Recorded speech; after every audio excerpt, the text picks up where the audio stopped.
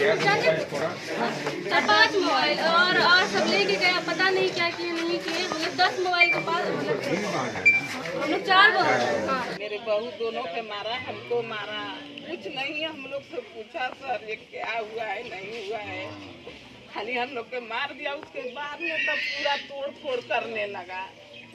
वो हमको जात लगा कर गाली दिया है, बहुत गंदा गंदा बात बोला है, पैर से भी लात मारा। हमको पेन बहुत होता है सर उसी दिन से इस पेट में।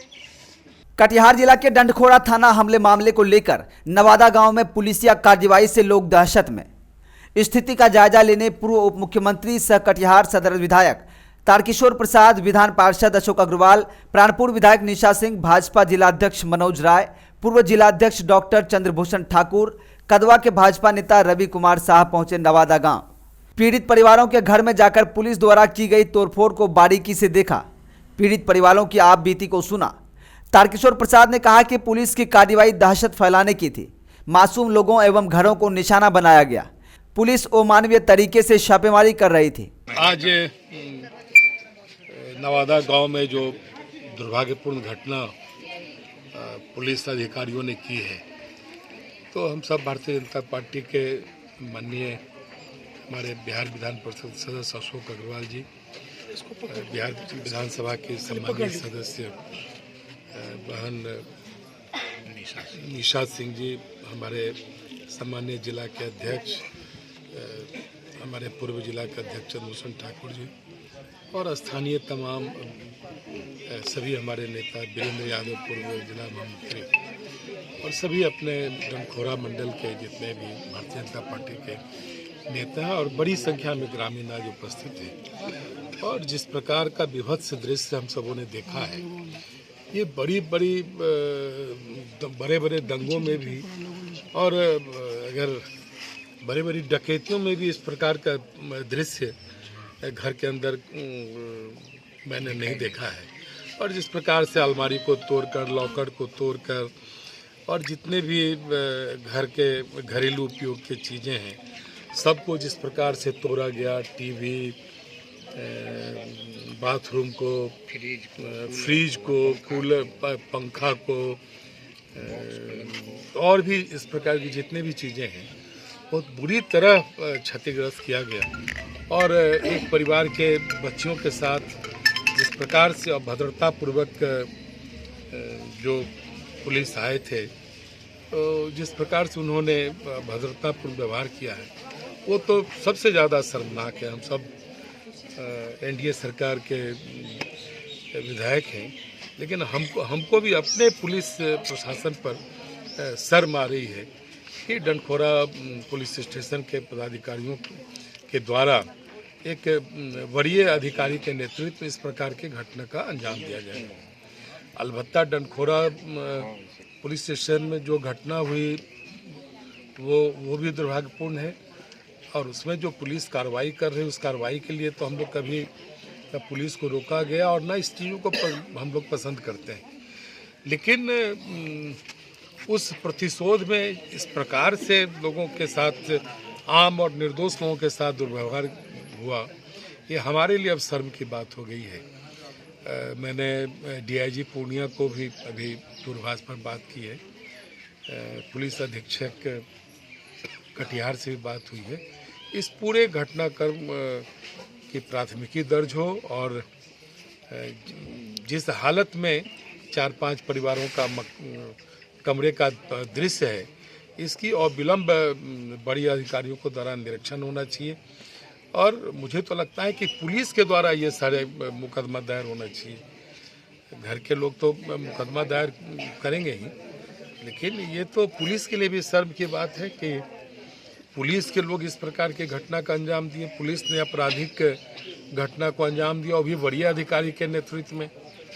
और ये सारी चीज़ें पुलिस महानिदेशक से भी हम सब बात करेंगे।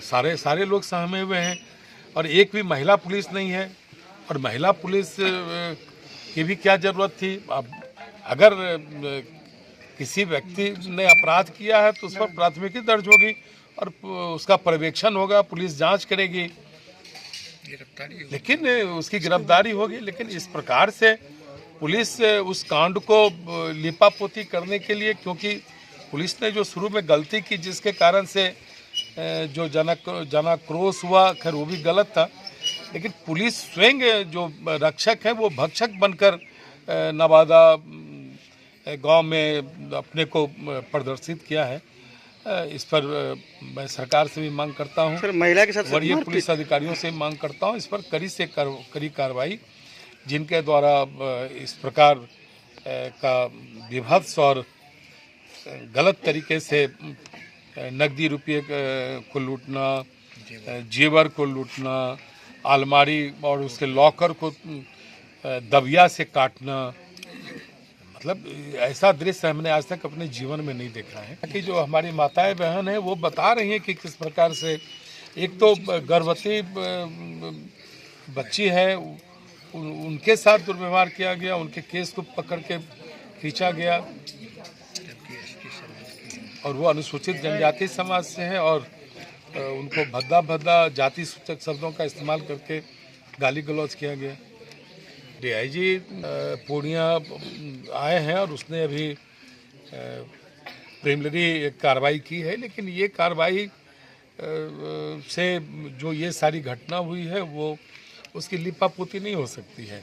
इस पर तो जिन लोगों ने इस घटना को अंजाम दिया उस पर प्राथमिकी दर्ज करके जो कार्रवाई हो वो मैं सरकार से मांग करूंगा और हमारे माननीय जो मुख्यमंत्री मैं उनसे भी बात करूंगा।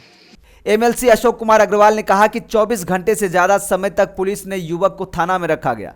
जो रात्रि में हुई थी जब सूरज कुमार चौहान नाम का व्यक्ति एक शादी समारोह से लौट रहा था, उसको पेट्रोलिंग पार्टी ने रात में खा लिया और उसको रात में बंद किया गया। दूसरे दिन भर बंद रखा गया। फिर शाम में उसको खेत में ले जाया गया, खेत में दारू की बोतल लेके प्लांट किया गया। उसको जो सूचना मिल रही है उसका रात भर रखा गया। सुबह में 4-5 बजे भोर में गांव में हल्ला हुआ कि उसकी हत्या हो गई है पुलिस के द्वारा। उसके बाद गांव के लोग आक्रोशित हुए। उसके बाद थाना का घेराव हुआ। मुखिया ने जाके वहाँ बचाने की कोशिश की, लोगों को समझाने की कोशिश की, लेकिन आक्रोश में जब हत्या की बात सुने गाँव वाले तो वो घटना घट गई। ये काफ़ी निंदनीय घटना है। लेकिन पुलिस के द्वारा जिस तरीके से मुखिया जी के घर को, पूर्व मुखिया जी संजीव के परिवार को, उनकी चारों बेटियों को, हमारी बेटियों को, और जो हमारे मुखिया की पत्नी है एसटी समाज से आती है, उनको जिस तरीके से बुरी तरह बेरहमी से मारा गया, ये काफ़ी निंदनीय है। अब पुलिस के उपाधीक्षक और दो इंस्पेक्टर नेतृत्व कर रहे थे। सद्दाम हुसैन उसके अगुवाई में थे, उनके नेतृत्व ये घटना घटी है। ये काफ़ी निंदनीय है। और मुखिया जी के घर का और अगल बगल के 5 परिवार के घर का तोड़ फोड़ किया गया, सोना चांदी जेवर लूट लिया गया, रुपया लूट लिया गया, पूरे घर को तहस नहस कर दिया गया है। इसकी उच्च स्तरीय जाँच होनी चाहिए। हम लोग आदरणीय मुख्यमंत्री से मांग करते हैं इसकी उच्च स्तरीय जाँच हो, दोषी पदाधिकारियों पर सख्त से सख्त कार्रवाई। गांव में अफवाहें फैली कि युवक की हत्या कर दी गई। निशा सिंह ने कहा कि महिलाओं के साथ पुलिस का दुर्व्यवहार अमानवीय रहा। निलंबन ही काफी नहीं, इससे भी कड़ी कार्रवाई होनी चाहिए। जहाँ तक हम यहाँ आए और हमको जानकारी मिली, बच्चियों से बात हुई और वो प्रेग्नेंट लेडी थी, आलोक जी की वाइफ, उनसे बात हुई। तो एक तो जो प्रेग्नेंट थी उन बेड पे लेटी हुई थी, वो उनको आराम कर रही थी खाने के बाद, उनको वहाँ बेड पे से खींच के यहाँ बाहर लाया गया और उनको पेट पे भी मारा गया, वो भी पैरों से, और मारा गया एक प्रेग्नेंट लेडी जो कि मैंने 10-15 दिन के बाद उनका डेट दिया हुआ है, उनके साथ वैसा किया गया और उनको एसटी कह के गाली दिया गया। बोले कि मैडम हमारा कास्ट, हम नीचे कास्ट से हैं और हमारे कास्ट का पूरा वो करके हमको गाली दिया गया और बहुत गंदे गंदे शब्दों का प्रयोग किया गया।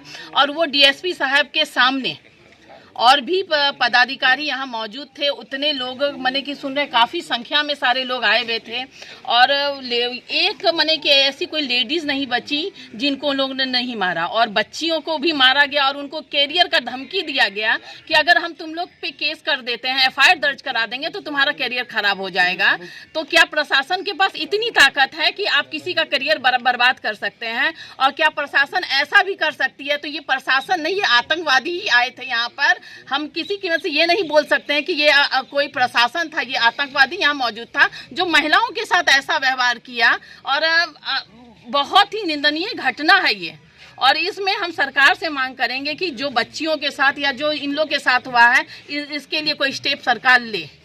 अपना हाथ झाड़ा गया, माने कि एकदम पोंछ लेना कहिए ना कि बच्ची इतना जो आप किए यहाँ के जो थे, आप लोग को लगा कि नहीं चलिए वो गुनाहगार है, उनका हाथ था, आप उनको खोजिए, उनको कीजिए। आप घर में आए, क्या आपके पास कोई किसी तरह का कुर्की जब्ती का कागज था या कोई वारंट था? आप घर में कैसे घुस के वैसे काम किए?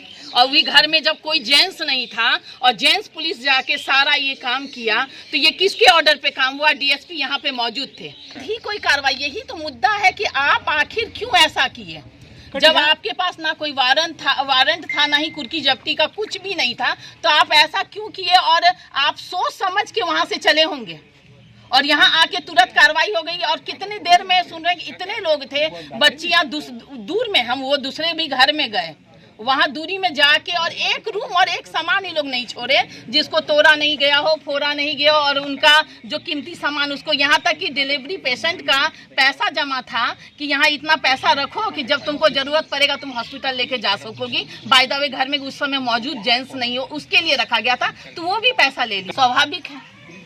आज जब औरतों के साथ ये हुआ तो पुरुष के साथ क्या करेंगे? ये लोग तो सीधे वहीं पर मर्डर कर देंगे, काउंटर कर देंगे, क्योंकि आपके पास बंदूक है। हम क्या कोई संतोषजनक काम ही नहीं किए उन्होंने।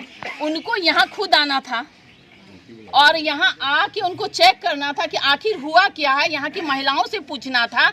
आप वहाँ पर बैठ के खाना पूर्ति नहीं कर सकते हैं। कि न्याय के लिए हम लोग भी गुहार लगा रहे हैं और हमारी कोशिश रहेगी कि इस परिवार को न्याय मिले। कोई बात नहीं है, देखिए अगर हम ही हैं, आज हमारे पास कोई वारदात होगा तो गुहार सरकार से ही लगाएंगे, और सरकार अपनी है और हम लोग चाहेंगे भी कि सरकार से हम लोग को मदद मिले। हम ये नहीं कि आप हम लोग सरकार में एज ए विधायक, आम जनता के अनुसार हम लोग ये मांग कर रहे हैं। डंडखोरा थाना पर हमला और पुलिस पदाधिकारी के साथ मारपीट के बाद पुलिस पदाधिकारी एक्शन में है। वहीं इसके बाद से नवादा गांव में पुलिसिया कार्रवाई को लोग दहशत में है। स्थिति का जायजा लेने पूर्व उप मुख्यमंत्री सह कटिहार सदर विधायक तारकिशोर प्रसाद, विधान पार्षद अशोक अग्रवाल, प्राणपुर विधायक निशा सिंह, भाजपा जिलाध्यक्ष मनोज राय, पूर्व जिलाध्यक्ष डॉक्टर चंद्रभूषण ठाकुर, कदवा के भाजपा नेता रवि कुमार शाह नवादा गांव पहुंचकर वस्तु स्थिति का जायजा लिया। पीड़ित परिवारों के घर में जाकर पुलिस द्वारा की गई तोड़फोड़ को बारीकी से देखा। पीड़ित परिवारों की आपबीती को सुना। थाना पर हमला करने के लिए उकसाने और थानाध्यक्ष के साथ मारपीट करने के मुख्य आरोपी रायपुर के मुखिया आलोक चौहान की मां ने कहा कि घर में घुसकर पुलिस टीवी, एलईडी, पलंग, शोकेस, अलमीरा सहित कई सामानों की बुरी तरह से तोड़फोड़ किया गया है। पूर्व पैक्स अध्यक्ष मधुबाला देवी के घर में घुसकर पुलिस ने अकुशल व्यवहार, मारपीट की। पूर्व उप मुख्यमंत्री तारकिशोर प्रसाद ने कहा कि पुलिस की कार्रवाई दहशत फैलाने की थी। मासूम लोगों एवं घरों को निशाना बनाया गया। पुलिस अमानवीय तरीके से छापेमारी कर रही थी। एमएलसी अशोक कुमार अग्रवाल ने कहा कि 24 घंटे से ज़्यादा समय तक पुलिस ने युवक को थाना में रखा गया। गांव में अफवाहें फैली कि युवक की हत्या कर दी गई है। वहीं निशा सिंह ने कहा कि महिलाओं के साथ पुलिस का दुर्व्यवहार अमानवीय रहा। अगर आप स्थानीय स्तर पर सरकार में हो या आप कहीं भी हैं तो भी गलत को गलत कहना सीखें और पुलिसिया व्यवहार समाज के लिए सही नहीं है। थानाध्यक्ष का निलंबन करने के मामले पर कहा कि निलंबन ही काफ़ी नहीं है, इससे भी कड़ी कार्रवाई होनी चाहिए। यह समाज के लिए सही नहीं है।